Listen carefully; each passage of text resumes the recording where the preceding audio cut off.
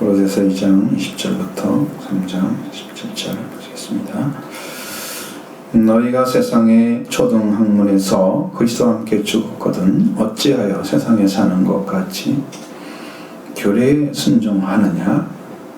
곧 붙잡지도 말고 맛보지도 말고 만지도 말라 하는 것이니 이 모든 것은 한때 쓰이고 없어지리라. 사람의 명령과 가르침을 따르느냐? 이런 것들은 자의적 숭배와 겸손과 몸을 괴롭게 하는 데는 지혜 있는 모양이나 오직 육체에 따르는 것을 금하는 데는 조금도 유익이 없느니라. 그러므로 너희가 그리스도와 함께 살리심을 받았으면 위의 것을 찾으라. 거기는 그리스도께서 하나님 우편에 앉아 계시느니라. 위의 것을 생각하고 땅의 것을 생각하지 말라. 이는 너희가 죽었고 너희 생명이 그리스도와 함께 하나님 안에 감추어졌습니다. 우리의 생명이신 그리스도께서 나타나실 그때에 너희들 그와 함께 영광 중에 나타나리라. 그러므로 땅에 있는 지체를 죽이라. 곧 음란과 부정과 사욕과 악한 욕, 정욕과 탐심이니 탐심은 우상 숭배니라. 이것들로 말미암아 하나님의 진노가 임하느니라. 너희도 전에 그 가운데 살 때에는 그 가운데 행하였으나 이제는 너희가 이 모든 것을 벗어버리라. 곧 분함과 노여움과 악의와 비방과 너희 입에 부끄러운 말이라. 너희가 서로 거짓말을 하지 말라. 옛사람과 그 행위를 벗어버리고 새 사람을 입었으니 이는 자기를 창조하신 이의 형상을 따라 지식에까지 새롭게 하심을 입은 자니라. 거기에는 헬라인이나 유대인이나 헬라파나 팔레파나 모알레파나 야만인이나 수다인이나 종이나 자유인이나 아니 차별이 있을 수 없나니 오직 그리스도는 만유시요 만유 안에 계시니라. 그러므로 너희는 하나님이 택하사 거룩하고 사랑받는 자처럼 긍휼과 자비와 겸손과 온유와 오래 참음을 옷 입고 누가 누구에게 불만이 있거든 서로 용납하고 피차 용서하되 주께서 너희를 용서하신 것 같이 너희도 그리하고 이 모든 것 위에 사랑을 더하라. 이는 온전하게 매는 띠니라. 그리스도의 평강이 너희 마음을 주장하게 하라. 너희는 평강을 위하여 한 몸으로 부르심을 받았나니 너희는 또한 감사하는 자가 되라. 그리스도의 말씀이 너희 속에 풍성히 거하여 모든 지혜로 피차 가르치며 권면하고 시와 찬송과 신령한 노래를 부르며 감사하는 마음으로 하나님을 찬양하고 또 무엇을 하든지 말에나 일에나 다 주 예수 이름으로 하고 그를 힘입어 하나님 아버지께 감사하라. 아멘. 말씀이 요즘에 우리가 지금 읽고 있는 세상에 있는 내용들을 말하고 있는 게 아니고 바울 당시에 골로새 교회 에바브라 지도하고 있는 교회의 사정을 듣고 이야기한 내용들이기 때문에 여러분들이 현대에 맞춰서 이걸 재해석을 해야 돼요. 그때는 그랬는데 이것은 지금은 없죠. 그것을 그대로도 적용하는 것도 안 맞아요. 그러니까 여러분 원리적으로 깨달으시면 돼요. 이런 것 때문에 그러는 거구나. 그럼 나는 어떻게 바꿔 살아야 될까? 그걸 깨달아야 정상적인 말씀인 거예요. 저는 이제 아주 기본적인 이야기만 하겠습니다. 여러분들이 이 말씀을 듣고 그래서 이런 문제가 있구나. 이런 문제는 이렇게 피해가야 되고 이렇게 살아야 되겠구나. 실제로 적용할 수 있는 말씀도 분명히 있기 때문에 이렇게 들어가야 됩니다. 지난 주일에 여러분에도 초등학문에 대한 이야기를 했습니다. 세상의 초등학문은 영지주의 이단이 가르친 것처럼 천사들, 귀신들, 그리고 신들 많죠. 신들도 많죠. 이런 영적 존재가 세상에서 함께 살아가는 그런 신들에 의해서 지배되는 이야기, 그리고 문화, 그리고 사상이 되어서 그런 그걸 거쳐서 결국은 이제 뭐가 돼요? 그것이 학문이 된 거예요. 그러니까 이게 신에 대한 이야기예요. 초등학문이라는 것은 신에 대한 이야기예요. 그건 나중에 또 말씀이 나오겠죠. 분명히 나올 것입니다. 그래서 그것이 학문이 된 거예요. 그건 학문이라는 말을 썼어요. 초등학문이라고. 우리가 살아가는 세상도 그런 삶의 일부입니다. 우리들의 세상에도 그런 문화가 들어와 있습니다. 여러분 요즘에는 뭐 조금만 뛰어나면 신으로 딱 생각하지 않는 사람들이 좀 신이 그런 가벼운 존재가 되어버렸어요. 문화가 익숙한 자들, 일반인들은 다 그렇지 않지만 차별화시키잖아요. 그럼 한두 분 높은 사람처럼 마치 세상이 그렇게 이상한 문화로 바뀌어져가. 일반인들 좀 뛰어나는구나. 이게 아니라 이 사람 너무 극대화시켜서 최대한 키워주고 막 이렇게 세상에 군림하는 자처럼 만들어버리는 문화들 있잖아요. 우리도 그런 게 익숙하게 살고 있습니다. 뭐 세상에는 지금도 귀신이라는 영적인 존재가 분명히 있어요. 사탄이. 무당도 있습니다. 점쟁이도 있습니다. 미신에 속한다 그러죠. 또 무속에 찌든 세상이죠. 어떤 신당에서 일하는 여자의 말을 들었어요. 제가 어느 날 한국의 모 전 대통령께서 나는 언제 나가겠냐고 이렇게 물어봤습니다. 그 사람은 장로입니다.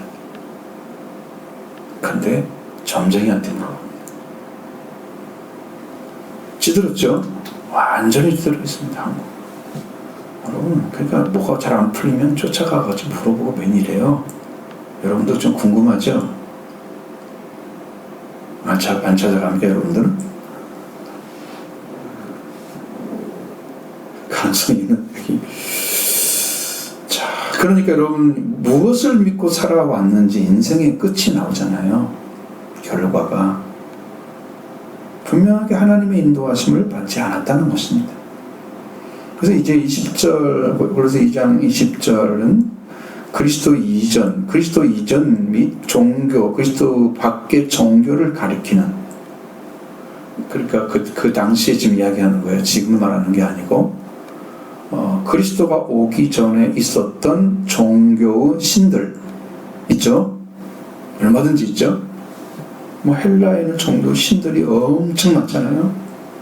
그러면 신화가 나오잖아요. 그러니까 그리스, 로마 신화. 신들로 쪼들어 있죠?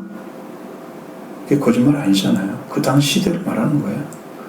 그 다음에 이제 그리스도가 오셨어요. 그러면 그리스도 밖의 신들 대조시키거나 그리스도와 같은 위치에 놓으려고 그런 신들을 대상으로 해서 그들을 초등학문이라 그런 거예요. 그럼 여러분들 세상의 초등학문에 순종하면 안 되죠. 뭐 우리나라도 그런 것들이 무속들이 많잖아요. 뭐 며칠 날은 머리를 감아야 된다. 그런 거 지키는 사람이 의미 없는, 불교에서 만들어지거나 다른 종교에서 만들어진 것들을 지켜가는 것이 뭐라고요? 그게 초등학문이라고요. 응?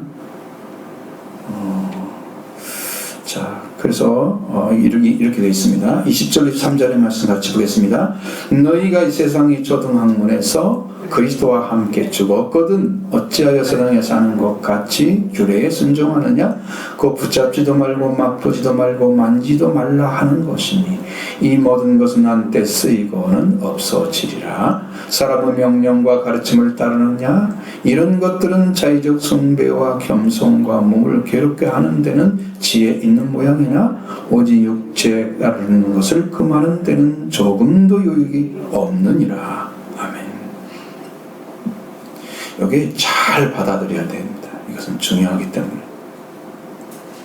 지금 우리가 그리스도 우리 신앙에서 정리가 되어가는 것입니다.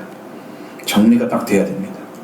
20절에서 보면 너희가 세상의 초등학문에서, 자, 그럼 옛날에 그러면 그 신들이 가르쳤던 가르침을 따랐던 그곳에서 어떻게 했어요?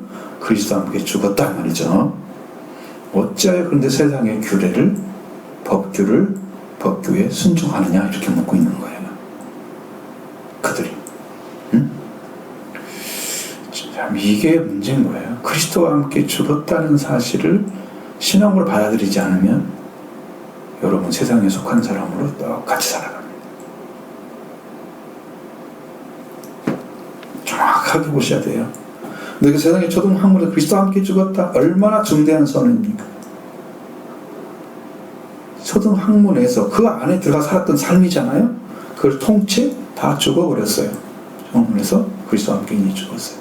세상 초등학문에서 이제는 학문에서 그것에서 어떻게 해요? 탈출해 살아야 되겠죠.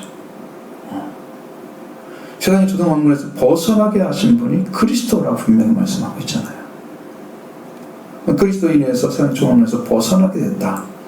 그런데 세상의 초등학문에서 그리스도와 함께 죽었다면 어째 사는 것과 같이 지금 세상에 살고 있는 사람이라는 거예요. 세상의 일반인과 똑같이 살고 있는 사람과 같이 사느냐는 말이에요. 차이가 없다면 그리스도와 함께 죽었던 것이 뭘까요? 없다는 거잖아요. 이게 얼마나 허무한 신앙인지 아세요? 이게 없으면 세상에 사는 사람처럼 같이 세상의 교리에 순종하고 살아가는, 물론 교회는 그런 거 가르치지 않지만, 너희가 만약 그리스도와 함께 죽었으면 누구와 함께 살아가느냐 이런 걸 묻고 있는 것입니다. 그리스도와 함께 일으키심을 받았으니 이제는 그리스도와 함께 살아가고 있어야 된다. 그리스도의 부활과 같이 그리스도와 동행하면서 그리스도 안에서 사는 삶이 필요했던 것입니다. 그러나 고린도교회 성도들은 아직도 세상에 있는 법규를 순종하고 있었다.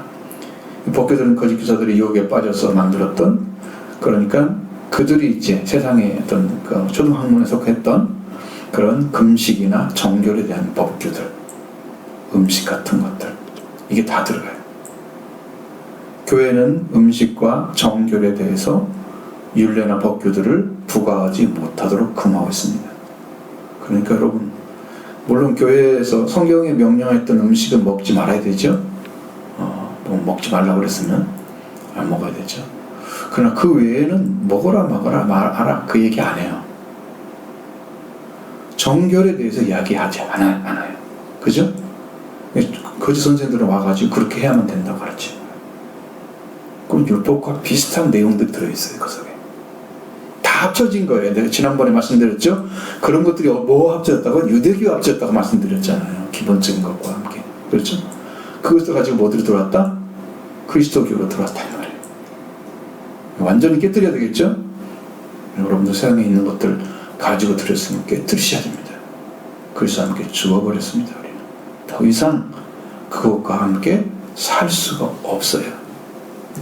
음식이나 금식이 바로 세상의 초등학문에서 발생한 것이었다. 당시에는 그리고 기천사나 귀신이나 신들이 지배하는 세상에서 만들어진 것들입니다. 여러분도 세상에 있는 것도 지키는 거 있나요? 우리나라에서? 별로 없나요? 사도 바울은 초등학문으로 세상에 사는 것과 같이 법규에 순종하는 것들을 붙잡지 말고 아프지도 말고 만지도 말라고 했으며 이런 것들은 한때 쓰이고 없어지는 것이다. 그런 거예요. 왜? 시대가 지나면 또 안 지킬 수도 있어요. 그러니까 아무 의미가 없는 거예요. 영원한 것만 지키면 돼요. 영원한 것. 그것을 찾았다면 여러분은 그것이 영원한 가치를 찾은 거예요. 그래서 여러분의 신앙이 아주 반석이 세워집니다. 영원한 걸 찾으면. 이 한때 쓰인다는 말은 남용한다는 의미입니다. 아포크셀레시스라고 그래서 헬라어 명사를 사용하는데, 이러한 법규는 남용됨으로써 파멸로 향하는 그 파멸을 가져오는 모든 것이 금지된 것이다 라고 얘기합니다. 그래서 하나님이 명령하신 것을 지키는 데는 철저하고 세상의 것들, 세상의 어떤 기본적인 질서에서 만들어 놓은 것이 아니라면, 우리가 믿고 살아가는 그리스도 신앙과 관련되어진 것들은 여러분 지킬 필요가 없다는 거예요. 여러분 자유를 얻으시기 바랍니다. 너희는 이런 것들을 따르고 있느냐고 묻습니다. 사람의 명령과 가르침을 따르느냐? 사람의 명령과 가르침과 하나님 말씀과 어떤 차이가 있는가를 아셔야 됩니다. 하나님께서 선악을 먹고 범죄하고 타락한 아담에게 물었던 말씀이 있습니다. 창세기 3장 17절에 이렇게 물어보죠. 아담에게 이르시되 네가 네 아내의 말을 듣고 내가 네게 먹지 말라 한 나무 열매를 먹었은즉 땅은 너로 말미암아 저주를 받고 너는 내 평생에 수고하여 그 소산을 먹으리라 이렇게 말씀하시죠. 하나님은 네가 네 아내의 말을 듣고 내가 너에게 먹지 말란 나무를 먹기 때문에 땅이 너로 인해 저주가 왔다 이렇게 말합니다.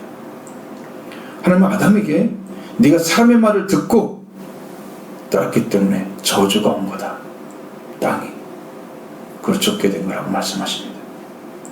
사람의 말, 사람의 가르침을 따라가면 영원한 것이 아니기 때문에 그래요. 그런 것들 따라가면 멸망을 당하지. 파멸을 당합니다. 하나님 말씀을 따르지 않았기 때문에 아담은 아내의 말을 들었습니다. 그렇기 때문에 저주와 죽음이 온 거예요. 이거 얼마나 두려운 일이에요. 세상 걸 지키고 하나님 걸 안 지킨다. 이건 너무나 편파적이죠. 사람 생각이. 하나님께 돌아오시길 바랍니다. 의식도 생각도 다 돌아오셔야 됩니다. 생활까지. 사람의 명령과 그 가르침에 근거를 두고 살아가는 분들은 돌이켜서 하나님의 말씀을 돌아오시는 그리고 말씀을 지키는 여러분 되기를 바랍니다. 23절의 말씀과 같이 이런 것들은 이러이러한 것들은 지혜 있는 모양이지만 이것은 조금 더 유익이 없다. 뭔가 유익이 없나요? 거짓 교사들의 가르침, 사람 중심의 생각들 그런 것들을 보기에는 지혜 있는 모양처럼 보입니다. 지키라고 한 것들 지키면은 자의적 숭배와 이런 것들은 자의적 숭배와 겸손과 몸을 괴롭히는 데는 지혜 있는 모양입니다. 이 자의적 숭배 이건 뭐냐면 굉장히 복잡한 거예요. 그러니까 여기에는 바울이 직접 가르친 교회가 아니잖아요. 그래서 그걸 파악해서 또 다르게 자꾸 말을 해준 거예요. 그래서 골로새서가 어려운 거예요. 바울이 직접 지도했던 교회는 깊고 높고 그렇게 어렵진 않아요. 이 단어가 어렵진 않아. 근데 여기는 단어가 어려워요. 자의적 숭배라는 말을 여기만 쓰잖아요. 이게 뭐냐면은 그리스도로 인한 믿음의 내용과 본질을 거스려서 자신이 고안하고 규정하는 예배. 이게 자의적 숭배예요. 숭배란 말은 예배라는 뜻입니다. 숭배라고 해놓으니까 조금 더 어렵죠. 그러니까 고안한 거야. 자, 그리스도로 인한 믿음의 내용과 본질을 거슬려서 자신이 고안한 그런 고안하고 규정하는 그 예배가 있다 이 말이에요. 그것을 그 수도사의 그릇된 열심과 의식에 관한 것으로 이렇게 표현되어 있습니다. 그러니까 지금은 있을 수가 없는 거잖아요. 지금 세상에서는 어떤 분은 제 교회를 하시면서 수도원처럼 하고 싶다 그런 분도 있어요. 교회 안에서. 그것은 정말 목사님 전체 중에 한 몇 명인데 다는 아니에요. 그건 돌아가기 어려워요. 그것은 뭐 있을 수가 없는 거예요. 오늘 교회에서 진행되는 모든 것들이 그리스도인은 믿음의 내용과 본질을 거슬려서 고안해낸 그런 예배, 규정 이런 것이 있다면 이게 자의적 예배에 해당되는 거예요. 우리 교회는 그게 아무것도 없잖아요 지금. 그렇죠? 어떤 새로운 예배 형태나 막 만들어가지고 헌금도 그런 게 없잖아요. 딱 필요한 것만. 얼마나 많은 헌금 종류가 있는지 어느 교회 가보고 깜짝 놀랐잖아요. 그렇게 많은 종류의 헌금이 있는지는 처음 알았어요. 다 안 맞는 거, 본질이 안 맞는 거. 예배에 속해서 마찬가지. 이 자의적 예배. 그리고 겸손은 뭐냐면 꾸며진 겸손을 말하는 거예요. 위선적인 겸손. 이걸 가져야 된다. 이거 예배 이렇게 해야 된다. 자의적 숭배, 예배, 그리고 겸손 해야 돼. 그 몸을 괴롭게 하는 거예요. 이거 뭐예요? 금식이에요. 금식을 해서 몸을 괴롭게, 고통스럽게 해서 자기를 쳐서 복종시키는 그런 것처럼 마치 우리 그게 안 필요한 건 아니에요. 필요할 때가 있습니다.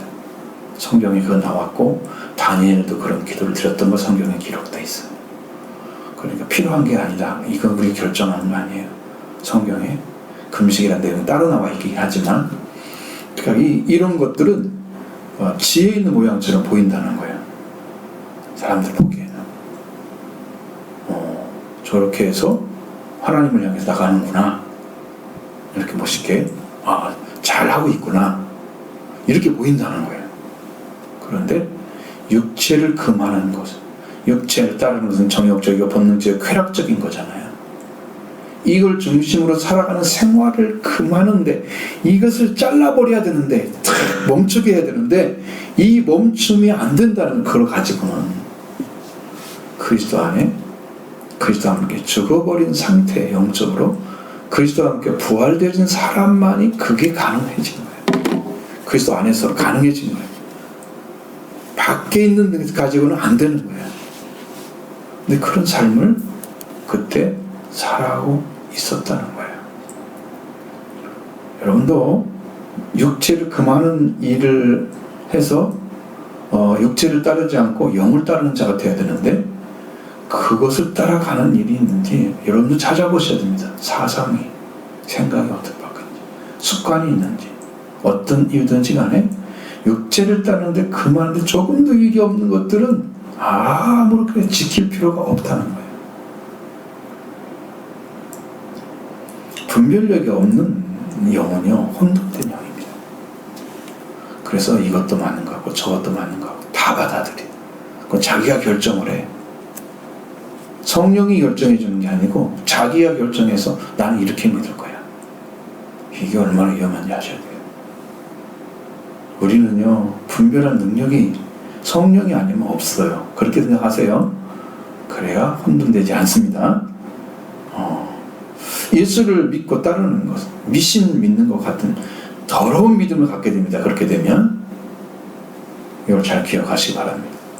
이 말씀에서 이제 그리스도와 함께 살리심을 받은 자의 신앙생활에 대해서 이야기하고 있습니다. 3절, 1절로 4절의 말씀, 3장 1절 4절 말씀입니다. 그러므로 너희가 그리스도와 함께 다시 살리심을 받았으면 위의 것을 찾으라. 거기는 그리스도께서 하나님 우편에 앉아 계시느니라. 위의 것을 생각하고 땅의 것을 생각하지 말라.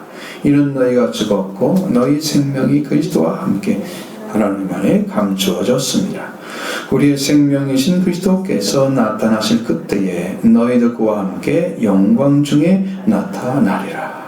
아멘. 20절의 말씀에서 너희가 세상 초등학문에 죽었다, 그리스도와 함께 죽었기 때문에 세상의 법교에 순종하지 말라고 말씀하셨죠. 세상의 초등학문에 죽은 것은 혼자 죽은 게 아니고 그리스도와 함께 죽은 거잖아요. 세상의 초등학문에 속해 있는 사람이 아니기 때문에 그런 거예요. 그러면 이제는 어떻게 해요? 그렇기 때문에, 그러므로 어떻게 라는 거예요? 너희가 그리스도와 함께 살리심을 받았으면 위의 것을 찾으라, 이렇게 말하는 거예요. 연결시켜 들으시면 돼요. 똑같죠? 위에는 죽은 것이고 여기는 살린 거예요. 그죠? 다른 거예요. 내용이 이렇게 연결되어 있지만 다른 내용을 말씀하고 있습니다. 이렇게 말씀하고 있는 것은 그리스도와 함께 죽은 자는 이제는 그리스도와 함께 살리심을 받았다는 거예요. 죽였으면 그것과 끊어져야 되겠죠. 살렸으면 그리스도와 함께 생명 얻은 자의 삶을 살아야 되겠죠. 그러니까 살아있는 사람이 죽어있는 삶을 살면 안 되겠죠. 자, 여러분 이런 삶이잖아요. 그리스도와 함께 죽었다 그러면 뭐예요? 이것은 절대 하면 안 돼. 이것도 안 돼. 이것도 안 돼. 다 끊어버리는 삶만 살아. 엄청 절제 있는 삶만 살아. 살아있는 생명의 삶, 생명을 위해 살고 이웃을 사랑하고 하나님 사랑하고 이 생명을 위한 삶을 살아가는 일을 못해. 그러면 살리심 받은 삶은 없는 거야. 죽은 것만 있는 거야. 그 절대된 삶만 살아가. 이건 안 되고 저것도 다 가거나 죽었잖아요. 이 삶이 얼마나 고통스러운데. 살리심을 받은 사람이 무엇을 하였으면 어떤 삶을 살아가는 걸 알아야 하잖아요. 이게 더 중요하죠. 그러니까 여러분들이 그리스도와 함께 이제는 죽은 자는 이제는 그리스도와 함께 살리심을 받았다. 이것을 믿으시기 바랍니다. 이렇게 죽은 자는 살리심을 받은 자로서의 생활. 이 사람은 부활을 입은 사람입니다. 그리스도와 함께 일으킴을 받은 자, 위의 것을 찾으라고 명령하고 있습니다. 이는 분명하게 명령하심을 따라서 위의 것을 찾는 것이 계속되고 있다면 이는 그리스도와 함께 삶을 받고 있고 위의 것을 찾는 생활을 하고 있기 때문에 나는 산자의 삶을 살아가는 거죠. 여러분, 말씀을 따라간다는 것은 산자만 따라가는 것입니다. 그리스도와 함께 살리심을 받으셔야 됩니다. 그걸 또 믿으셔야 됩니다. 주님은 이렇다고 다 말씀하시고 여러분 선포를 해줬는데 나는 안 믿고 있다. 그러니까 안 이루어진다. 말도 안 되죠. 여러분 말씀 믿기 위해서 오셨잖아요. 믿으러 오셨죠? 그래서 고백하러 오신 거잖아요. 그러니까 그리스도는 지금 살리심 받았다. 그럼 위에 걸 찾고 있느냐? 그럼 나는 그 삶을 하나님을 바라보며 하나님을 향해서 이렇게 계속 그것을 바라보고 있다면 나는 지금 어떤 삶을 살고 있는 거예요? 그리스도와 함께 위에 것을 찾는 삶을 살고 있으니까 이건 살아있는 사람이다. 그리스도와 함께 살리심을 받았으니까 그렇게 살고 있는 거예요. 그렇죠? 그러니까 여러분 그런 삶을 기뻐하게 기쁨으로 받아들이고 사셔야 됩니다. 믿음으로 받아들이고 사셔야 됩니다. 은혜 가운데 승리하셔야 됩니다. 이렇게 넘어지면 안 됩니다. 우리는 살기 위해서 우리의 신앙의 위치를 보여주는 거예요. 거기는 그리스도께서 하나님 우편에 앉아 계신다 말씀하셨습니다. 하나님 우편, 하나님 우편이라는 말은 이게 진짜 능력을 가리키는 말이 아니고 여기는 신의 능력의 상징으로서 우편이라는 말을 사용합니다. 아시죠? 하나님은 오른쪽에 있고 하나님 왼쪽에 있고 뭐 이런 게 아니라는 거예요. 우편이라는 의미가 우리는 그렇게 나누려고 하죠. 근데 성경은 그 말을 하는 게 아니에요. 왜? 그러면 성경을 여기는 해석이 안 돼요. 그렇게 받아들이면 보세요. 요한계시록 3장 21절에 이기는 그에게는 내가 내 보좌에 함께 앉게 하여 주기를 내가 이기고 아버지 보좌에 함께 앉은 것과 같이 하리라. 잘 생각해 보세요. 이기는 그에게 내가 내 보좌에 앉게 해서 그럼 예수 그리스도를 통해서 회개로 돌아온 사람들, 라우디오 교회 성도더라도 돌아온 사람들 이긴 자 됐어요. 회개하고 성령 받은 자 됐어요. 그런 사람에게는 내가 내 보좌에 앉게 해주기를 내가 이기고 아버지의 보좌에 함께 앉은 것 같이 하리라. 오른쪽 왼쪽이 있어요? 없잖아요. 그 의미를 나타내기 위해서 우편이라는 말을 사용하는 거예요. 하나님의 능력의 상징으로 말할 때 우편이라는 말을 쓴단 말이죠. 그냥 하나님 보좌인 거죠. 우리도 하나님 보좌에 초청이 된 거예요. 이긴 자가 되면, 회개하고 성령 받은 자가 되면 여러분도 이 초청을 받은 것입니다. 그러니까 그 보좌에 이르게 하시는 거예요. 보좌는 우편에 잡힌 구별이 없습니다. 주의 보좌는 아버지의 보좌이고 주님의 보좌는 우리의 보좌입니다.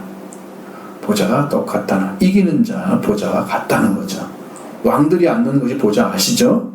하나님이 앉아 계신 곳, 하나님이 계신 곳, 그 바로 물론 저는 이제 영적으로 그 체험을 했지만 함께 앉습니다. 거기서 아버지와 아들의 보좌가 구별이 없습니다. 그렇기 때문에 하나님 우편에 앉았다는 신의 능력으로 상징으로서 그리스도가 거기 계신다. 그리스도는 그 그리스도가 승리하신, 죽고 부활되셔서 승리하신 그 능력을 가지고 인류가 죽고 사는데 그게 초청이 되기도 하고 그걸로 멸망받기도 하고 그러는 거예요.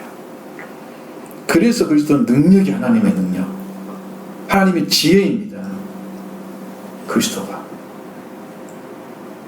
하나님 우편에 계시다는 의미 그거예요. 지금도 그리스도는 하나님의 능력입니다. 믿음은 구원이 이루어집니다. 바로 위에 있는 것은 뭐냐? 그리스도께서 하나님 우편에 앉아 계신 그것을 찾으라. 이미 승천하신 하나님 우편에 앉아 계신 그리스도라고 말씀했어요. 하나님의 능력으로 지금 계시는 거예요. 무엇을 말씀하셨습니까? 승리하시고 영광을 얻으신 그리스도와 함께 이 땅에서 승리하는 영광에 들어가는 자가 되라는 거예요. 그 위에 계신 그리스도를 찾으라는 의미가, 너희들도 그리스도가 승리하셨잖아. 죽음에서, 죄에서 승리하셨지, 죽음을 이기셨지, 그리고 영광스러운 보좌에 올라가셨죠. 너희도 그 위에 계신 그분을 찾아 나도 그렇게 부활돼서 올라가야 되는 거죠. 그걸 찾으라고 하시는 거예요. 우리의 승리입니다.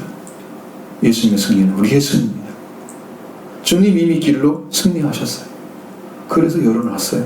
그럼 여러분 똑같은 믿음 가지면 우리도 같이 데리고 갑니다.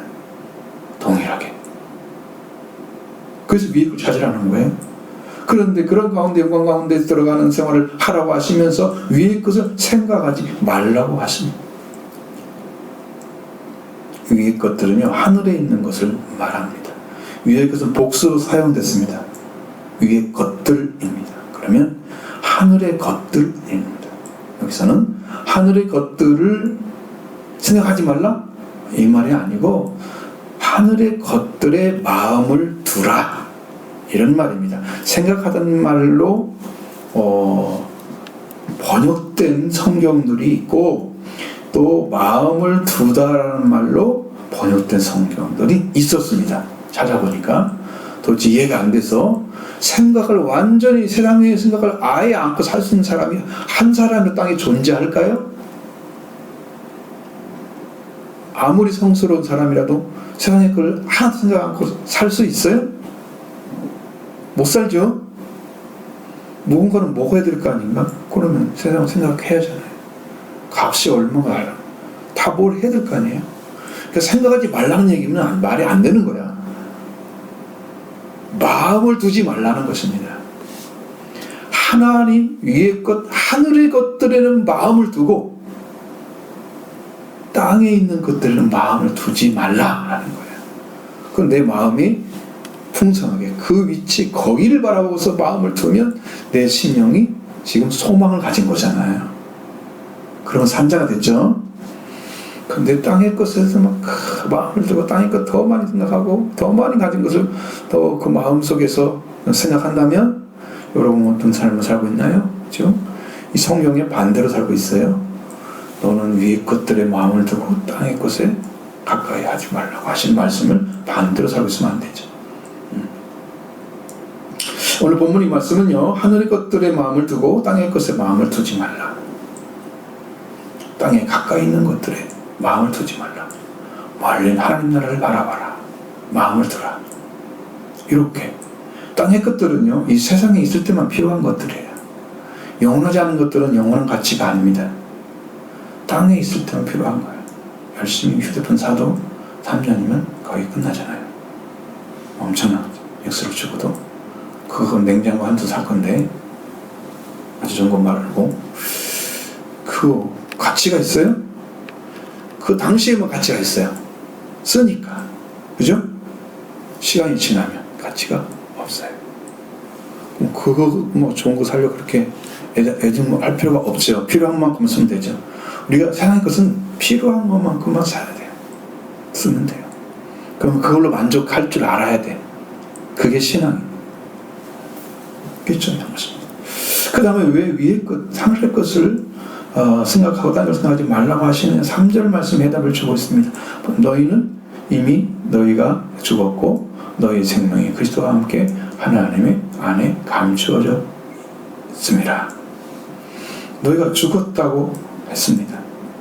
이미 죽었다는 거예요. 그럼 너희가 나라는 존재가 이미 나라는 사람으로서의 어떤 세상에서의 가치는 사라진 거예요. 죽었다고 하는 것은. 그렇죠? 죽은 사람 여러분 찾아봅니까? 보긴 하죠. 근데 그가 하는 말도 없고 하는 행동도 없고 아무것도 없잖아요. 그죠? 무잖아요, 무. 그러니까 아무것도 없으니까 나도 죽었다고 하면 나도 세상에서 아무런 것을 나타내지 않고 그 다음에 나의 생명이 그리스도와 함께 하나님 안에 감추어진 자로서의 삶을 살아야 된다는 거예요.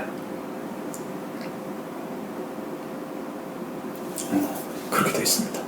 우리의 생명의 가치 하나님께 찾아주셔서 그걸 주기 위해서 그리스도를 함께 죽게 하셨습니다. 그리고 우리 그리스도와 함께 죽은 자를 다시 살리신 거예요. 우리의 생명의 가치는 그리스도와 함께 하나님 안에 감추어져 있게 하신 것입니다. 우리는 그래서 가치가 있는 거예요. 이미 감추었단 말은 완료형입니다. 감추어져 있다. 감추어졌다. 이미 감추어졌다. 완료됐어요. 끝났어요. 여러분, 그러니까 우리의 삶이 이 땅에 있는 것에 마음을 두게 되면 자꾸 이제 그런 것들에 휩쓸리게 돼 있어요. 그러면 그 좋아하는 것들 자꾸 찾아가죠. 이거는 육신에 가지고 있는 사람들은요, 아무리 영적인 사람이라도 이 땅에서는 시험이 있답니다. 시험을 받게 돼 있다는 거죠. 육신을 가지고 있는 한. 그래서 완전한 삶을 살아가기가 힘들어요. 그럼 이 세상에서 고난의 삶을 살기도 해요.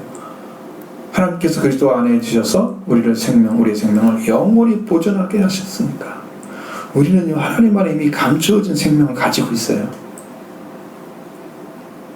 여러분 없습니까? 여러분 다 두셨어요. 근데 여러분이 안 믿는 거예요. 그렇게 하셨다는 말씀을 미래부터 지금 오고 있어요, 여러분에게. 여러분 그걸 믿으면 그 미래에 이루어져. 그 지금 믿어야 돼, 그러니까. 응? 그때 가서 믿을지 안 믿을지 모르잖아. 그것은 지금 믿으셔야 됩니다. 지금 감춰져 있어요, 하나님 안에. 그리스도와 함께. 이건 여러분이 그것을 결정할 수 있는 권한이 없어요. 죽은 자가 어떻게 결정을 해요? 뭐 이거 아니고, 그렇죠? 우리는 믿어야만 되기 때문에, 살기 때문에 믿는 권한밖에 없어요. 다른 권리는 주지 않으세요. 믿으시기 바랍니다. 여러분의 생명 어디 있다고요? 하나님 안에 그리스도와 함께 보존되어 있다고요. 영원히 보존되어 있습니다. 얼마나 감사해요. 이렇게 우리 생명이 그리스도께 나타나실 때에 그와 함께 영광 중에 나타나게 될 것입니다. 그 후에. 그러면 우리의 영광은 그리스도 나타나실 그때에 우리 그리스도와 함께 영광 중에 나타나는데 이것이 바로 그리스도의 재림을 기다리는 지금 최후 7년 대환란이 지금 와 있잖아요. 추수 때가 되었잖아요. 그 그리스도 이 말씀과 그리스도께서 이루신 속죄와 부활을 받은 자는 추수가 이루어집니다. 최소한 거기서 시작해서 오순절까지 달려가게 됩니다. 회개를 통해 들어가는 거예요. 회개로 이루어지는 길이 열려져 있습니다. 여러분에게. 이걸 찾으시기 바랍니다. 회개한 자는 추수하신다. 주님이 약속하셨습니다. 믿으시기 바랍니다. 회개하셔야 됩니다. 여러분이 구원받기 위해서, 추수되기 위해서. 그게 우리 마음속에서 부담으로 받아들인다면 나의 생명을 사랑하지 않는 사람이에요. 내가 어떻게 하나님이 취급받아야 할 것을 생각하지 않고 지금 당장 싫어하는 것만 생각하는 거예요. 하나님 앞에 가는데 왜 그걸 안 해요? 내 자존심이 어디가 있어요? 내가 멸망받는 것이 더 중요한 거, 영생을 사는 게 중요한 걸 아시면 되잖아요. 그죠? 여러분 마음 열고 회개하는 길을 걸으시기 바랍니다. 반드시 그렇게 하셔야 됩니다. 위의 것을 찾는 자는 그리스도와 함께 살림을 받은 자. 이런 신앙을 가진 자들에게 땅에 있는 지체를 죽이라고 명령합니다. 5절로 6절 말씀입니다. 그러므로 땅에 있는 지체를 죽이라. 곧 음란과 부정과 사욕과 간정욕과 탐심이니 탐심은 우상 숭배이니라. 이것들로 말미암아 하나님의 진노가 임하느니라. 아멘. 이제 그리스도 예수님으로 살심을 받은 자는 생명이 그리스도 하나님 안에 감춰져 있는데 그런 삶을 살아가는 나는 지금 죽었잖아요. 그러니까 땅에 있는 지체도 죽이라 라고 명령을 하는 거예요. 땅에 있는 지체. 그러니까 이것은 죄성을 품고 살아왔던 땅에 있는 지체. 우리 생명이 그리스도와 함께 하나님 감춰져 있는데 그러니까 거기에 걸맞는 생활을 하기 위해서 땅에 있는 지체를 죽이는 삶을 살아라고 말씀하십니다. 성경에는 대개 육체라는 단어를 쓸 것을 사용하잖아요. 육신 혹은 육 이런 단어로 번역하죠. 근데 여기는 그 단어를 안 쓰고 지체라는 말을 사용을 했습니다. 지체. 지체는 이제 기능을 강조하는 거죠. 지체란 말은 팔다리와 몸이 지체예요. 정확하게 팔다리와 몸의 기능 가지고 있잖아요. 땅에 있는 지체를 죽이라고 명령한 것들은 내용은 인간이 가지고 있고 죄 짓는 죄의 내용을 가리킵니다. 음란과 부정과 사욕과 간청욕과 탐심, 우상 숭배를 말합니다. 이런 것들이 땅에 있는 지체라고 말합니다. 여러분 이런 것들이 행해지고 있단 말이에요. 음란은 부정한 성교를 말합니다. 부정은 불결을 란 단어로 깨끗하지 못하고 더러운 것을 말합니다. 사역은 원래는 고난이나 순환을 표현하는 헬라어 명사 파도스인데 여기에 욕정이란 단어도 번역이 됩니다. 욕정. 그래서 여기는 사욕. 사욕이란 단어는 성애적 욕망입니다. 이건 이제 다른 말로 이렇게 되어 있어요. 세욕을 유발하는 부끄러운 욕망. 이런 단어 씁니다. 욕망이 너무 가득 차가지고 이걸 감출 수가 없는 거야. 그걸 만들어내. 예? 여기서 성애적 욕망이 바로 그런 것입니다. 악한 정욕은 사람들로 하나님께 불순종하게 하는 사악한 욕망을 가리킵니다. 여러분, 이게 그래서 악한 정욕이란 말로 바꿔놨어요. 자, 사람이 하나님 말씀에 순종하지 못하게 하는 욕망을 심어주면 그것 때문에 성경에도 이제 고통하는 때가 이를 때 뭐야? 하나님보다 돈을 더 사랑하며. 그렇죠? 그게 나온단 말이에요. 그러니까 사람이 그 하나님의 말씀을 순종하는 것보다 더 자기가 마음속에 끌리는 것이 있다고 하면 이게 악한 정욕인 거예요. 하나님을 순종하는 것보다 더 끌리는 거 마음에 심어져 있으면 이게 악한 정욕인 거예요. 이걸 죽이라. 죽여버리라는 거예요. 악한 정욕은 그리스도를 영접하기 전에 가지고 있었던 자연인 안에 있는 죄가 나타난 것을 말합니다. 그러니까요, 거침이 없어요. 사람들이 그런 거 있잖아요. 거침이 없다는 것은 자연이라는 의미입니다. 하나님의 타치를 받은 사람들은 그렇게 살지 않습니다. 세상 사람 볼 때는 그게 멋있게 보이잖아요. 거침없이 멋있다. 그게 멋이 아니야. 그것은 세상에서 멋을 보이는 거예요. 하나님의 멋짐은 말씀에 순종해서 그 영광에 들어가는 것이 멋진 거예요. 그게 나이스죠. 그게 아름다움이죠. 그래서 유격으로부터 하나님으로부터 분리되어 있고 하나님의 진노 안에 존재하고 있는 모습을 말하고 있습니다. 이 탐심은 어떤 거냐? 이 네 가지 앞에 네 가지와 연관성이 쭉 있습니다. 그리고 물질에 대한 무절제한 욕심을 가리킵니다. 탐심이란 말이 정도가 있는 욕심이 아니에요. 절제를 할 수가 없어. 쇼핑 중독자들 아시죠? TV만 보면은 저걸 안 사면 손해를 보게 생겼대. 싸가지고 계속 사대는 거예요. 끊임없이 뭐가 와요? 택배가 날라와. 즐거운 냄새가 나죠. 이게 절제를 할 수가 없어. 갖고 싶어가지고. 그걸 탐심이라고 합니다. 그러니까요, 더 많이 가지려는 탐욕스러운 욕망이 겹쳐 있어요. 그래서 이것은 우상숭배, 하나님보다 더 요구하는 것이 있다는 거예요. 그걸 탐심이라고 표현했고, 탐심은 우상숭배. 여러분, 사람 안에 하나님보다 더 사랑하는 것이 있다면 우상입니다. 하나님 말씀이 이루는데 나는 이렇게 살고 싶어. 그 자기 생각을 가지고 있다면 이게 다 우상입니다. 그거 때려붙이지 않고는 첫 계명을 못 이룹니다. 그러면 계명을 범한 자예요. 나 외에 다른 신을 내게 있게 말하라 말씀하십니다. 하나님이 안 계시고 그 위에 하나님보다 더 높은 존재가 계신다면 그 사람은 좀 우상을 가지고 있는 거예요. 그래서 하나님도 더 재밌어. 하나님을 섬기는 것보다 훨씬 재밌고 즐거워. 나를 만족시켜. 우상을 섬기고 있는 거예요. 하나님의 만족이 여러분의 전체가 되셔야 됩니다. 하나님 안의 만족이 여러분의 만족이 됩니다. 그것이 신앙이에요. 그걸 떼어놨다면 이미 신앙을 떠난다고 생각해요. 그러니까 여러분, 믿음이라는 것이 그냥 간단하게 설명할 수 있는 게 아니에요. 왜? 각도가 너무 많이 다르기 때문에. 그래서 잘 보셔야 됩니다. 이 우상 숭배입니다. 하나님보다 더 좁고 하기 때문에 이런 땅에 있는 지체를 가지고 살아가면 하나님의 진노가 온다. 이러한 지체를 주에서 그렇기 때문에 죽이라고 명령하고 있습니다. 하나님의 진노가 오게 하는 일을 계속하고 있다면 이것은요, 우리가 지금 뭘 하고 있는 거예요?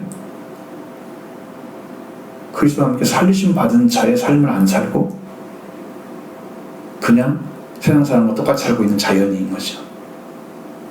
그 말씀은 왜 배우고 배운 말씀을 안 지키려면 왜 그걸 믿는다고 생각을 해? 그래서 여러분, 우리는 뭐 아니면 도와야 됩니다. 지키고 반드시 지켜야 돼요. 그냥 다른 걸 하면 안 돼요. 다른 생각 자체가 조금 섞으면 안 돼. 하나님은 그것도 싫어해. 하와가 그 섞어가지고 말을 해서 뱀이 딱 알아챘잖아요. 얘는 안 믿고 있구나, 넘어뜨릴 수 있구나. 그냥 바로 알아요. 사탄은 여러분이 불신하고 있는 걸 다 이용할 것입니다. 그래서 적당히 믿게 만들 것입니다. 미지근하게 만들 것입니다. 토하여 치좀 받으라도 아무렇지도 않게, 견딜만 하게 그렇게 만들 것입니다. 여러분, 속지 마시기 바랍니다. 사탄의 계략입니다. 다 속고 있습니다. 큰일 납니다. 그래서 땅에 있는 지체를 죽이라. 하나님의 진노가 온다는 걸 경고하고 있습니다. 이전에 너희가 이런 일들에 속해 있었으나 살았던 생활을 하겠다고 말합니다. 벗어버려야 할 것들에 대해서 오늘 말씀해 주고 있습니다. 7절로 8절의 말씀 같이 봅니다. 너희도 전에 그 가운데 살 때에는 가운데 생활했으나 이제는 너희가 이 모든 것을 벗어버리라. 곧 분함과 노여움과 악의와 비방과 너희의 부끄러운 말이라. 너희도 전에 이처럼 살았다. 이렇게 말하죠. 인정하고 있죠. 땅에 있는 지체는 따로 있죠. 앞에 말씀드린 거. 그리고 이건 벗어버려야 할 것. 땅에 있는 지체를 죽여야 될 것에 대한 말씀. 여기는 7, 8절에는 벗어버려야 할 것에 대해서 말씀하고 있는 거예요. 내용이 나눠져 있어요. 그런데 똑같이 읽다가 하나로 보다가 왜 이렇게 되어 있지? 이해를 못해. 문장이 이해가 안 돼가지고 성경이 안 맞아요. 그러면 안 되겠죠. 자, 이 내용이 다르죠. 벗어버려야 할 것은 우리의 신앙이 이전과 이후로 이제로부터 나눠집니다. 너희도 전에는 전이죠. 전입니다. 그 가운데 살 때에는 그 가운데 행하였다. 이제는 이 모든 너희가 이 모든 것을 벗어버리라. 그 가운데 살았다는 것은 돌아오기 전에 자연인의 삶을 말하는 거예요. 그리스도와 함께 살리심을 받은 사람은 어떻게 해야 돼요? 돌아온 사람이죠. 이제 그 삶을 살아야 된다. 분함과 노여움과 악의와 비방과 너희의 부끄러운 말이라. 이러한 것을 벗어버리라 말씀하고 있습니다. 이 분함이란 분노를 가리킵니다. 여기에 단어가 두 가지가 나오는데요. 분노라는 디몬이라는 명사. 이런 어떤 의미냐면 감정이 몹시 격하게 분출된 경로입니다. 그냥 속에서 나온 것들이 막 확 치어오르는 거 있잖아요. 순간에 사람을 막 뭐죠. 그리고 정말 보기 무서울 정도로 분출된 분노가. 그것을 말하고 있는 디몬이라는 단어를 사용하는데 여기 말하는 게 이게 분노예요. 그럼 노여움은 뭐냐면 오르게라는 단어가 노함이라고 합니다. 이 노여움은 혐오감이 다소 가라앉은 상태에 있는 감정입니다. 진짜 싫어하긴 해. 미워하기도 해. 싫어하고 막. 그런데 그것이 확 타오른 상태가 아니고 이렇게 좀 가라앉아 있어. 그러면 안에 품고 있다는 의미잖아요. 이건.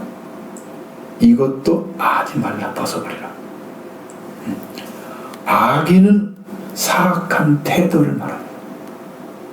나쁨을 의미하지만 여기서는 분쟁에서 사악한 태도를 이루는 모든 악을 가리키는 용어입니다.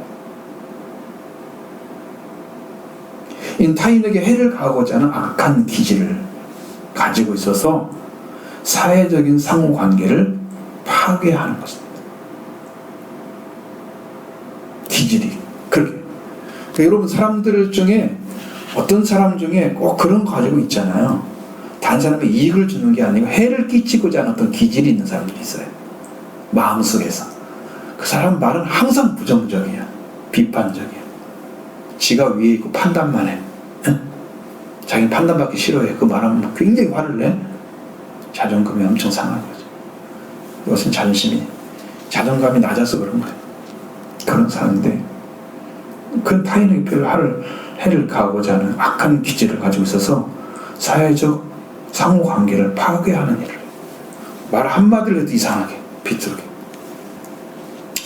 이것이 악이란 말로 표현되어 있습니다. 그래서 원래는 사악한 태도라고 번역을 해야 되는데 이렇게 악의로 번역을 한 거예요. 자, 비방은 뭐냐? 블라스페미안이라는 그런 헬라어 명사는 두 가지를 가지고 있습니다. 하나는 하나님을 거슬러서 말하는 겁니다. 신성모독이죠. 또 하나는 중상모략입니다. 중상과 모략은 같은 단어가 아니에요. 중상이 근거 없는 말을 헐뜯어서 명예나 지위를 손상시키는 걸 말하는 거예요. 중상하고 있다. 여러분, 사람들을 근거 없이 남의 말 막 헐뜯는 사람들 있잖아요. 내용은 없어. 근데 욕을 하는 거야. 그건 중상하는 거예요. 모략은 남을 해치려는 속임수를 쓰는 거예요. 그걸 꾸며내는 것은 모략이라고 해요. 어떻게든 해치려고 그래.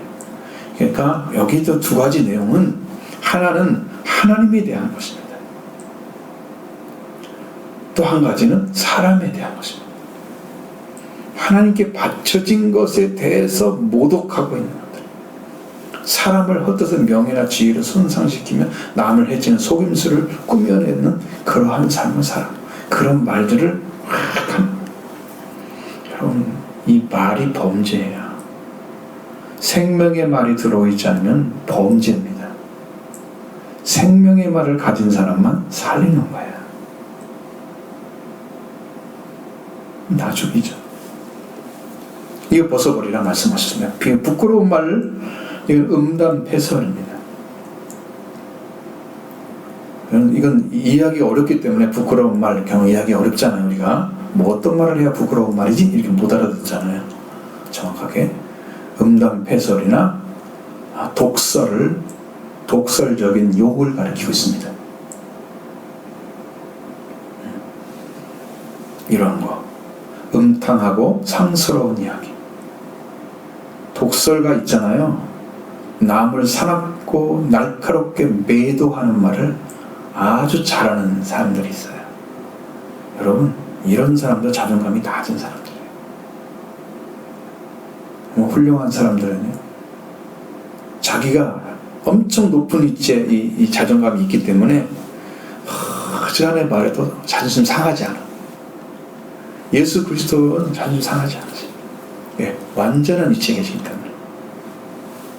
그러니까 어떤 죄를 뒤집어 씌워도 주님은 그렇게 사납게 같이 욕하고 싸우지 않으시는 거예요. 그게 깨진 사람들은, 그래서 은혜를 받고 선 사람들이 참게 되고 사랑하게 되는 거예요. 위치를 찾았기 때문에. 어지간해서는 자존감이 깨지지가 않아, 낮아지지가 않아. 여러분, 이런 영적 위치를 찾으셔야 됩니다. 이런 것들을 다 벗어버리라. 사람이 마치 더러운 옷을 벗는 행위를 가리킵니다. 분함이나 노함이나 악이나 비방이나 부끄러운 말을 더러운 옷을 벗듯이 벗어버리라고 명령하고 있습니다. 우리의 심령에 하나님의 명령이 들려지기를 바랍니다. 그럼 여러분 먼저 여러분 것 그대로 저와 여러분 먼저 그대로 말씀대로 순종해주시면 그대로 이루어질 것입니다. 그럼 어지간한 분노하지 않죠. 마음은 상해도 분노로 포출되지 않죠. 아파할 줄 알지만 분노하지 않습니다. 노하지 않습니다. 경노하지도 않습니다. 그렇죠? 이게 다 없어져요. 악의를 가지고 대하지도 않습니다. 함부로 비방하지도 않습니다. 음담패설이나 이런 독설적인 욕 같은 거 하지 않습니다. 이런 말들이 다 죽어버리는 거예요. 벗어버립니다. 할렐루야. 이렇게 기도 지금은 합니다. 그 다음에 옛사람과 그 행위를 벗어버리고 새 사람을 입었다. 너희는 그렇게 입었다고 말씀하고 있습니다. 자, 9절로 11절에 말씀 보십니다. 너희가 서로 거짓말하지 말라. 옛사람과 그 행위를 벗어버리고 새 사람을 입었으니 이는 자기를 창조하신 이의 형상을 따라 지식에까지 새롭게 하심을 입은 자니라. 거기는 헬라인이나 유대인이나 엘라파나 모엘레파나 유다인이나 야만인이나 수디아인이나 종이나 자유인이나 차별이 있을 수 없나니 우리 그리스도는 만유시요 만유 안에 계시니라. 아멘. 이게 여기 해석이 어렵죠. 이 만유 안에 계신다는 말도 어렵고요. 만유란 말도 어렵고요. 잘 쓰지 않는 단어, 옛날 말인데. 자, 이렇게 보세요. 이 진리를 정확하게 이제 성령의 말을 하라고 명령하는 거죠. 자, 너희 그리스도와 함께 사신다 했으니 뭘 하지 말라. 첫 번째는 거짓말하지 말라는 거예요. 거짓말은요, 사실과 다르게 꾸며서 말하는 거예요. 사실이 있는데 그 말이 사실과 같지가 않아.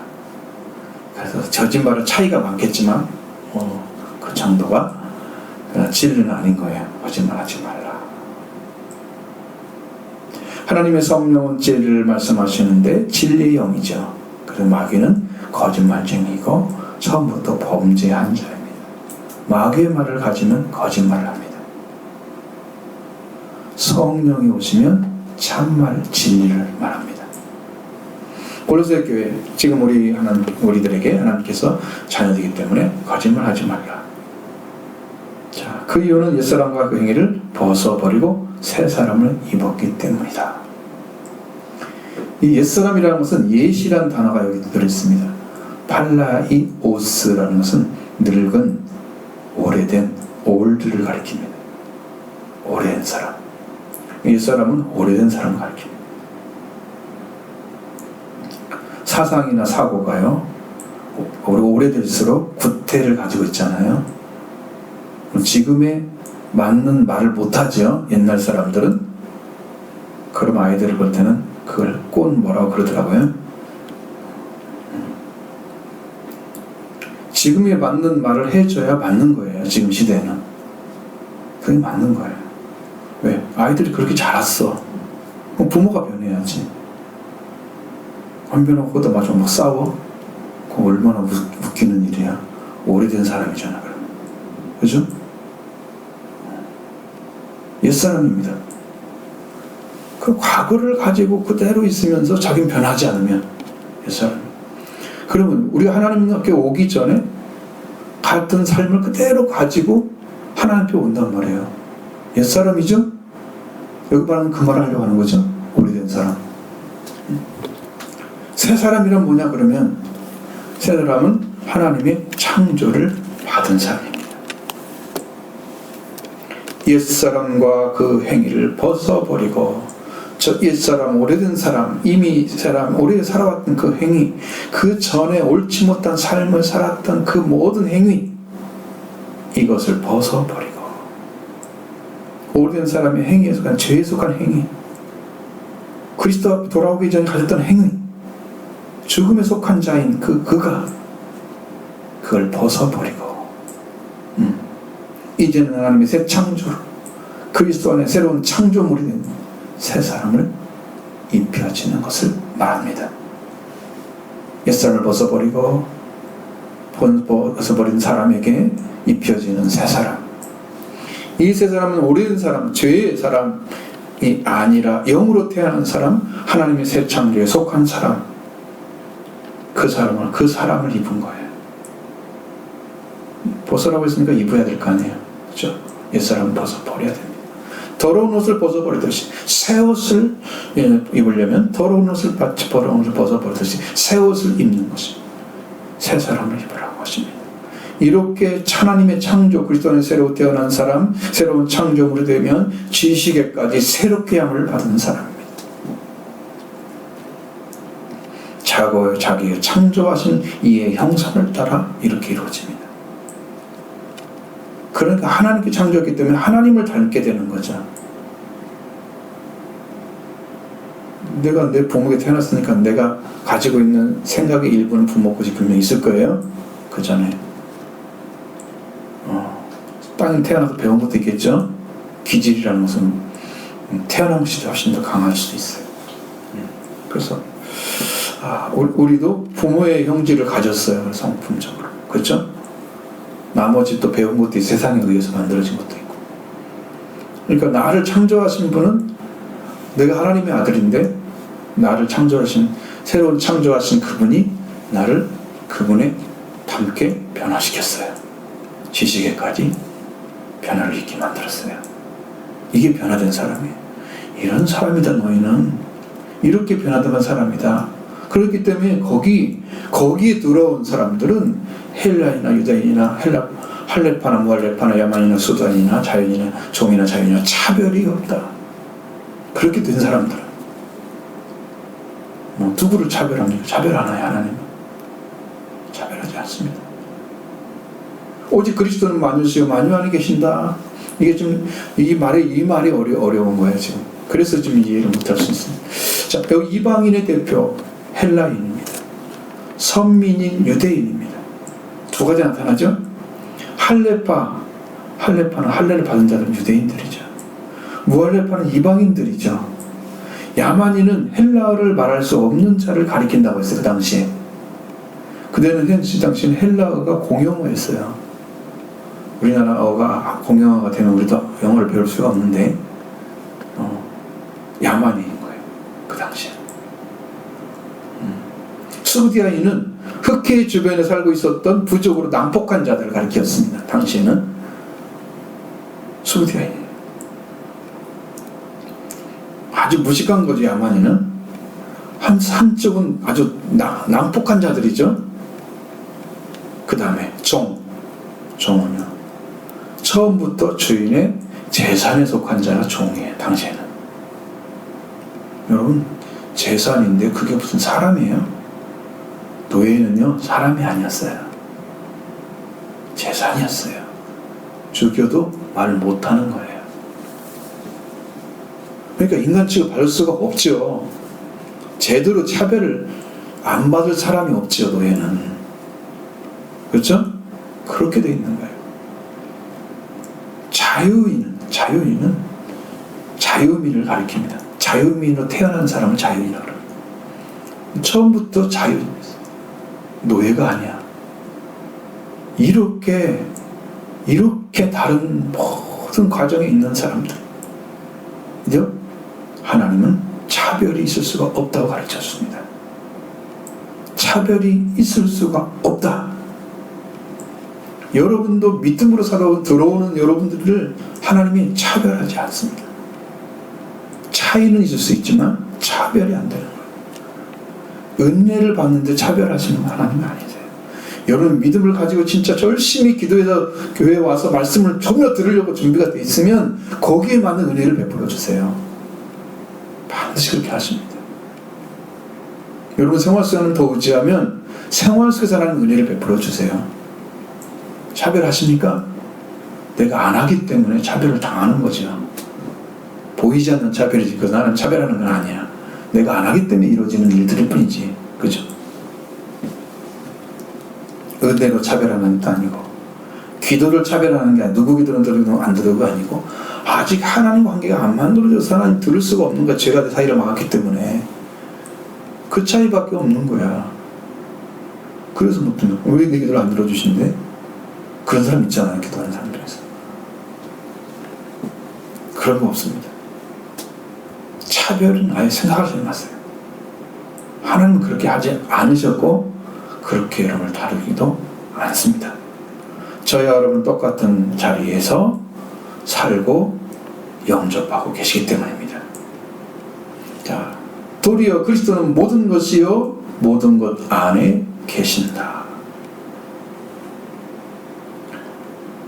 그리스도는 만유란 단어가 모든 것이라는 의미예요. 그냥 어렵게 생각하지 마시고 만유하는 모든 것 이렇게 써놔요. 그러면 그 읽을 때마다 기억이 나니까 아무 차이가 없어.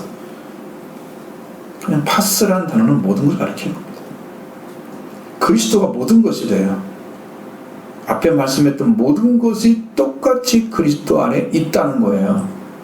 그리고 이 모든 것 안에 계시는 분이라고 말씀하고 있어요. 여러분, 그러니까 불쌍한 아주 연약하고 보잘것없고 거지처럼 사람 취급받지 않는 사람 안에도 계신다고 말해요. 근데 그 사람이 믿으면 되지만 안 믿으면 구원받지 못하는 거죠. 여러분에 계시는데 여러분 안에 계신 주님을 그리스도를 인정하지 않으면 구원받지 못하는 거죠. 받아들이면 구원을 이루시는 거죠. 믿고 의지하시기 바랍니다. 반드시 이루실 거예요. 왜? 주님이 거기에 계신다고 말씀하기 때문이에요. 제가 이전에 골로새서 말씀드릴 때 그리스도는 안에 모든 것이 서 있다고 가르쳤을 때 제가 그 마음에 딱 왔어요. 무슨 말인지 알겠어요. 세상은 하는 그리스도 안에 다 품어져 있구나. 세상이. 근데 여기 또 말씀하고 있잖아요. 그리스도는 모든 것 안에 계신다고 말씀하고 있잖아요. 너무 감격스럽지 않아요? 그래서 우리가 이렇게 살고 있는 거예요. 죄가 침투하고 돌아서 사탄이 장난치고 별짓 다 일어나는데도 불구하고 여러분이 살 수 있는 것은 그리스도 안에 있기 때문에 그런 거예요. 그런데 내가 그 일을 믿지 않기 때문에 새로운 피조물로 변화가 안 되는 거죠. 성경에서 말씀합니다. 주지 않았기 때문에 그런 게 아니에요. 하나님이 여러분을 차별했기 때문에 그런 게 아니에요. 여러분 믿음으로 들어오면 다 받게 될 줄을 믿습니다. 그것이 성경이에요. 이렇게 완전한 것입니다. 그 우리 사람 세상 천지를 창조하신 창조자에게 하신 하나님, 바로 그분이 신약의 그리스도로 오셔서 하나님이시잖아요. 그리스도가. 그리고 우리가 세상에 존재하게 하는 모든 존재는 귀한 것입니다. 그는 우리의 존재 자체이기 때문에 우리를 피값으로 사신 거예요. 당신의 것이기 때문에 우리를 버릴 수가 없으신 거죠. 우리가 반드시 그리스도의 것이 되어야만 하기 때문입니다. 그것은 존재하게 하는 근원이 되시는 분이시고 존재하게 하는 원인이 되시는 분이시고 이 세상에 존재하는 것 중에 사람이 만든 것 아닌 창조된 모든 것들은 그리스도로 말미암아 창조되었고 그런 말미암아 창조물로 있고 창조물의 가치를 가지고 있는 것입니다. 그 중에 사람의 가치가 가장 완전한 가치이죠. 하나님 사람이 되셔서 마귀와 사망되어 있는 우리를 싸우시고 우리를 죄 덮기 위해서 피 흘리시고 사망에서 우리를 해방하시기 위해서 죽은 자 가운데 부활하신 분이십니다. 여러분을 위해서 하나님은 다 하셨던 거예요. 그리스도를 통해서. 그러니까 그 안에 우리가 있다는 건 얼마나 놀라운 감격스러운 말씀이에요. 여러분 여기서 눈물이 나와야 되는 거예요. 지금 찔끔. 감격이 안 되고 있어요. 이렇게 정의한 사람이 그리스도 안에서 차별이 있을 수가 없는 것이죠. 차별은 사람이 합니다. 그리스도는 차별하지 않습니다. 이렇게 그리스도는 모든 것 안에 모든 것 사실을 믿으시고 여러분은 그리스도 앞에 진실하게 나오시기를 바랍니다. 그렇기 때문에 우리는 이제 마땅한 삶을 어떻게 살아가야 되냐? 12절 14절 말씀 보십니다. 그러므로 너희는 하나님이 택하시고 거룩하고 사랑받는 자처럼 긍휼과 자비와 겸손과 온유와 오래 참을 옷 입고 누가 누구에게 불만이 있거든 서로 용납하고 피차 용서하되 너 주께서 너희를 용서한 것 같이 너희도 그리하고 이 모든 것 뒤에 사랑을 더하라. 아멘. 사랑을 더하란 말에 제가 마치 얼마나 좋은지 이 말씀. 옛사람과 그 일을 벗어버리고 새사람을 입었다. 이미 너희는. 그래서 새사람 입은 자는 자기 창조하신 형상을 따라 지식까지 새롭음을 받은 자다. 이런 자이기 때문에 차별이 있을 수 없는 그리스도를 보여주고 계셔. 이런 은혜를 입었으니 너희는 하나님에서 선택받은 거룩하고 사랑 있는 자와 같이 자비의 마음과 불쌍히 여김과 마음의 낮아짐과 겸손이죠. 그리고 온유와 오래 참을 옷 입어 살아라. 이렇게 명령하시는 거예요. 너는 그런 사람이기 때문에. 존재가 낮은 사람이 있는데 어떻게 거룩하게 살아요? 하나님의 선택을 받았기 때문에 거룩하게 살죠. 높은 위치에 있습니다. 생활의 자신의 영적인 위치를 걸맞게 살아야 됩니다. 그 위치와 동일하게 살아가야 됩니다. 그러한 생활을 하라고 말씀하고 계시는 거죠. 그런 옷을 입어서 이제는 거룩한 자로서 생활을 영위하는 자가 되어라고 말씀하십니다. 회개로 들어가는 거예요. 이런 삶은. 또 누가 누구에게 불만이 있으면 서로 용납하고 빛의 용서해 그리스도 주께서 너희를 용서한 것 같이 그렇게 하라고 말씀하십니다. 이 불만은 불평이나 허물을 가리킵니다. 만약 허물이 있어요, 다른 사람이. 누가 누구에게 보니까 허물이 있어 보여. 그럼 서로 용납해 주라는 거예요. 너그럽게 대해주라는 거예요. 봐주라는 거예요. 그것을 결국 꼬집고 막 아프게 하고 고통스럽게 하지 말라는 거죠.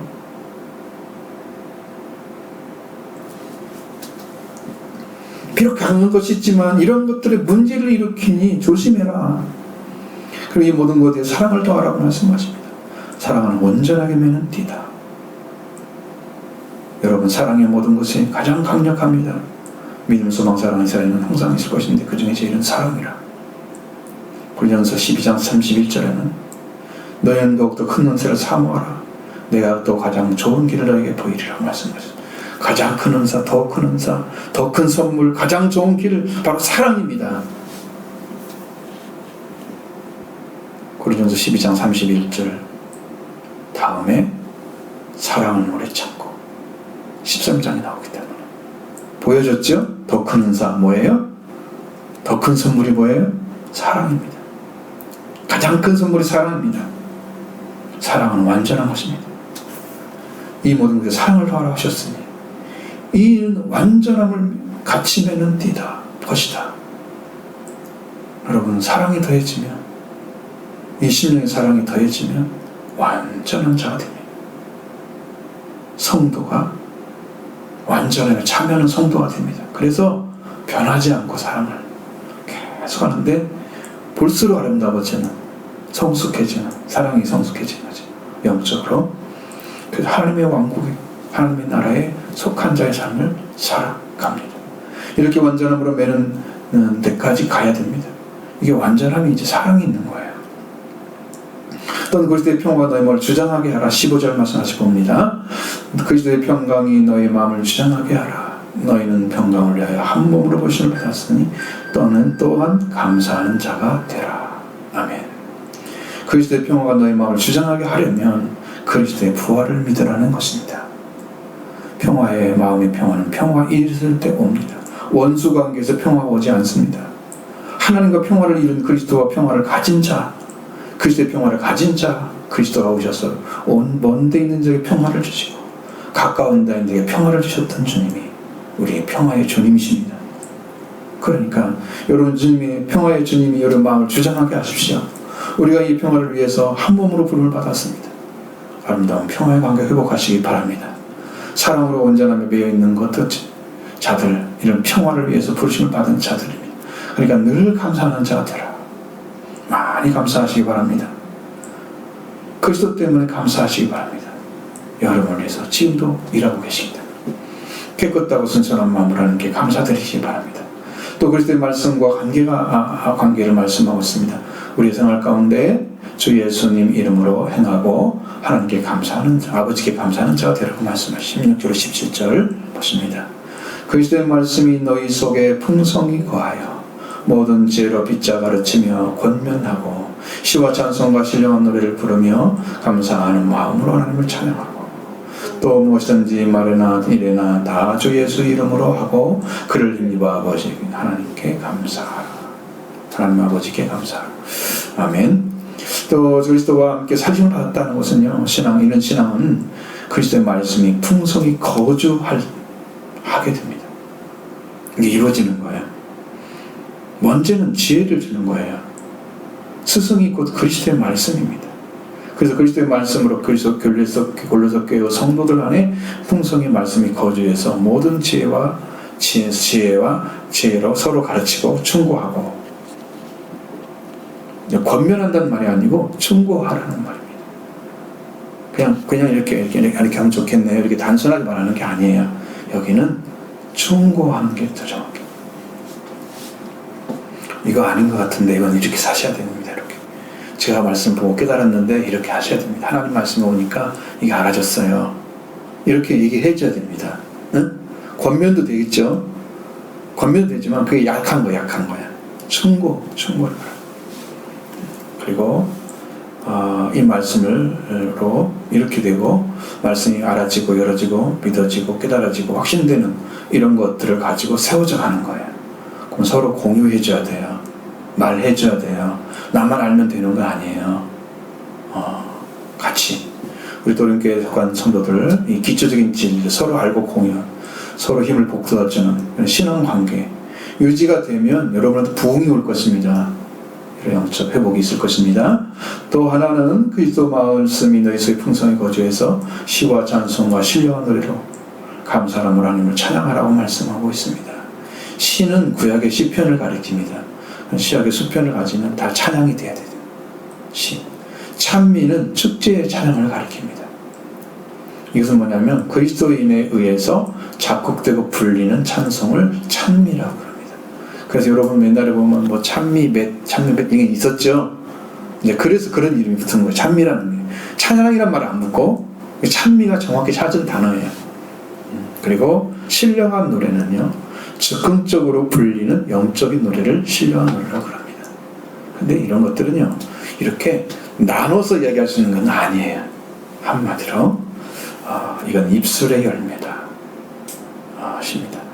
정확히 구별되는 거 아닙니다. 찬양은 뭐냐면 하나님을 찬양하는 거예요. 하나님을. 그리스도인의 입술이 입을 열어서 얘기할 때 그 말이 바로 찬양인 거예요. 거기다 곡을 붙이죠. 그 우리가 고백을 하는 거예요. 찬양이라. 높은 수준이에요. 앞에 찬미보다 더 높은 수준? 응? 찬양입니다. 이건 예배와 예배 행위와 같아요. 그래서 경배와 찬양이 거기에 기준이 돼서 나오는 거예요. 제대로 되면 회개가 나타나겠죠? 근데 거기는 회개가 안 나타나기 때문에 변화가 없는 거죠. 좋은 시도 있지만 변화를 시키면 그리스도인이 많이 되게 하면 복을 받겠죠. 그것이 중요합니다. 이 찬양, 진정을 하늘 높이는 하나님의 아들과 왕의 입술의 열매가 나오는 것입니다. 그리고 또 무엇을 하든지 말이나 일에나 나 주 예수 이름으로 하라고 명령합니다. 여러분, 이제 내 삶에서 가장 중요한 하 것은요, 나를 위해서 일하지 말고 그 목적에 하나님과 그 영광을 위해서 한다는 거예요. 삶의 궤도와 방향이 확실한 성도는 주 예수 이름으로 말하고 일하는 사람입니다. 그러니까 쉽게 주 예수 이름으로 말하고 일할 수 있어요? 쉽지 않죠? 내 말하는데 주 예수로 말하는데 이 가능해요? 주 예수 이름으로 난 이래야 되겠다 이렇게 하고 일을 합니까? 이건 분명하게 신앙이 정립된 사람들이 마음에 있어요. 아, 이렇게 해야 되는 거구나. 궤도가 정확히 들어와 있어야 하므로. 그리고 말이나 일이나 누구든지 주 예수 이름으로 행하고 그를 통하여 하나님 아버지께 감사하라 명령입니다. 감사하는 삶. 자, 이렇게 들어갑니다. 그래서 우리가 세상의 초등학문에서 그리스도와 함께 죽었죠. 그 가운데 살아가지 말아야 됩니다. 우리는 그리스도 예수님과 함께 살리심을 받았습니다. 위의 것을 찾는 생활, 하나님의 능력으로 계신 그리스도를 찾는 신앙, 그런 삶을 사셔야 됩니다. 그리고 땅에 있는 지체를 죽이는 것이 옛사람과 행위를 벗어버리고 새 사람을 입는 거죠. 그리고 우리 하나님의 선택받은 자처럼 거룩하고 사랑, 은혜와 자비와 긍휼을 베푸는 사람, 서로 사랑을 회복하고 모든 것 위에 이 완전함을 더하는 사랑을 더하는 사람. 이제 교회는요 이렇게 세워져서 그리스도와 함께 있고 그렇게 살림을 받은 자들이 세워져 가는 것입니다. 여러분도 아름다운 교회가 되시길 바랍니다.